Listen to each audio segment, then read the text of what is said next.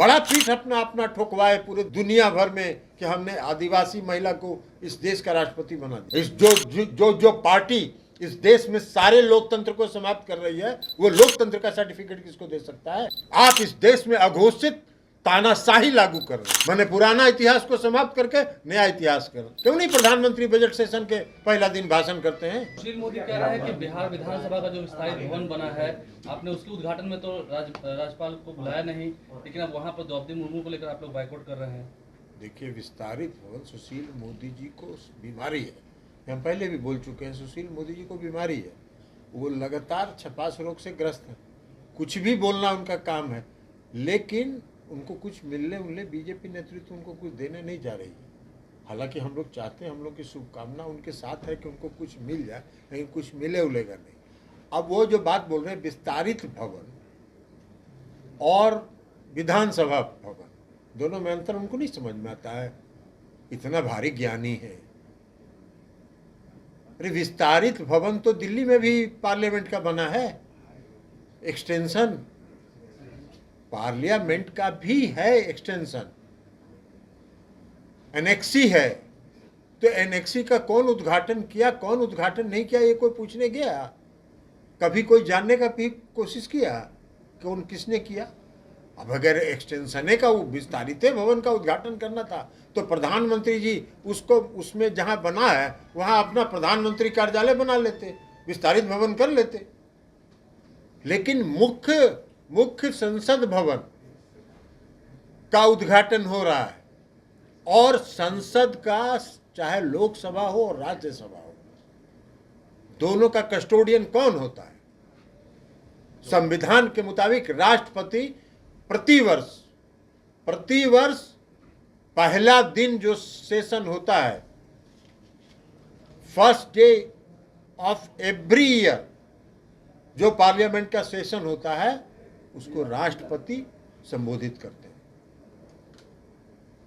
हैं। राष्ट्रपति के प्रति दोनों सदन उत्तरदायित्व है, और उसके कस्टोडियन संरक्षक राष्ट्रपति हैं, प्रधानमंत्री नहीं है। क्यों नहीं प्रधानमंत्री बजट सेशन के पहला दिन भाषण करते हैं? नहीं करते हैं। लेकिन राष्ट्रपति से करवाने, और वो भी एक राष्ट्रपति जिसको आपने दलित समुदाय की महिला थी, आदिवासी समुदाय की महिला थी, बड़ा पीठ अपना अपना ठोकवाए पूरे दुनिया भर में कि हमने आदिवासी महिला को इस देश का राष्ट्रपति बना दिया। पूरा पीठ थपथपा रहे थे। और जब संसद भवन आप बनाए तो नए संसद भवन का उद्घाटन करने के लिए भी उनको नहीं कर रहे, अपने चले जा रहे हैं। खैर, प्रधानमंत्री कोई भी उद्घाटन कर सकते हैं। भाई देखे नहीं आप लोग, बनारस के नाला का भी उद्घाटन किए हैं। इस देश में जब से आदरणीय प्रधानमंत्री नरेंद्र मोदी जी हैं, ट्रेन का भी कोई हरी झंडी दूसरा दिखाया है?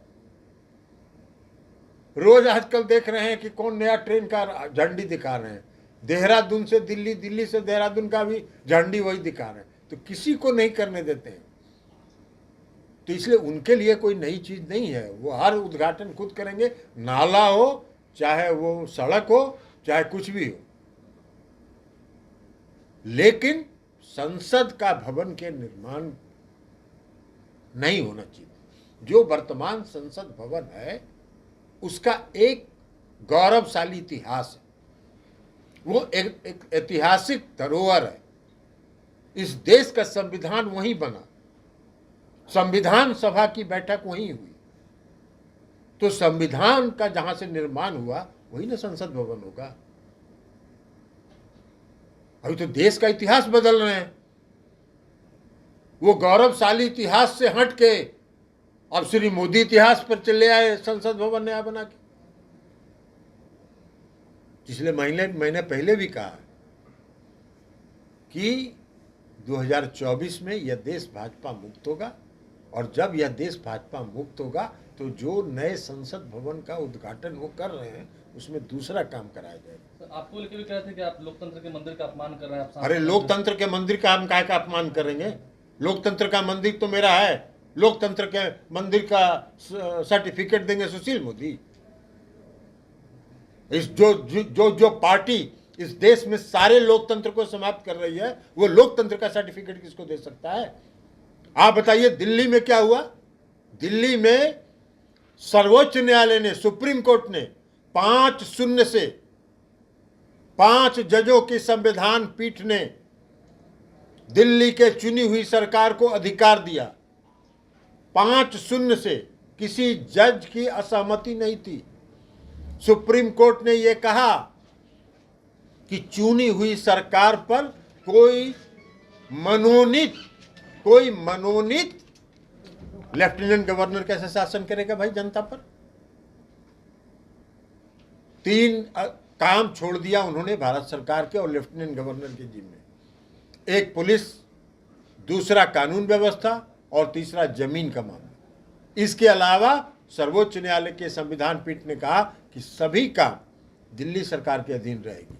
19 तारीख को सुप्रीम कोर्ट बंद हो रहा था, आप अध्यादेश लाके फिर से सारा अधिकार लेफ्टिनेंट गवर्नर को दे रहे हैं। लोकतंत्र चला रहे हैं, इसी को लोकतंत्र कहते हैं।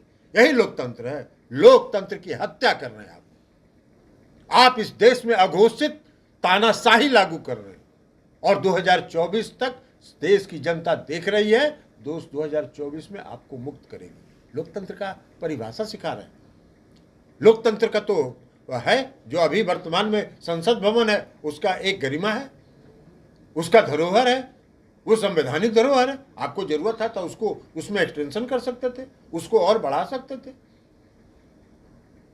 तो उसको बंद करके नया इतिहास लिख रहे हैं, मोदी इतिहास लिख रहे हैं, नए संसद भवन का निर्माण करके।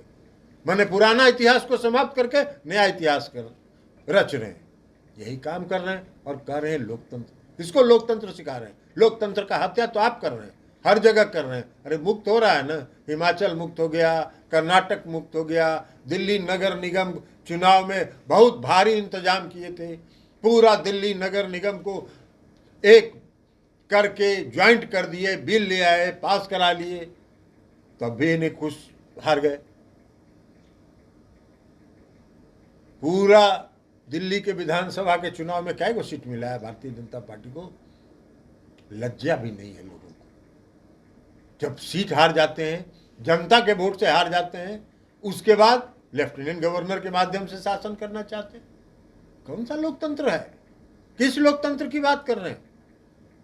सुशील मोदी जी को लोकतंत्र से मतलब नहीं है। वो 2024 देख रहे हैं, अभी उनका टर्म पूरा हो रहा है। हो सकती है आपकी सोच, हो सकती है, हमारी सोच नहीं है। हमारी सोच है अटल जी, आदरणीय अटल जी और आदरणीय अडवाणी जी की भारतीय जनता पार्टी दूसरी भारतीय जनता पार्टी थी, जो लोकतंत्र में विश्वास करते थे, जो अपने सहयोगियों के प्रति सम्मान का भाव रखते थे, जो अपने साथियों के प्रति प्यार का भाव रखते थे।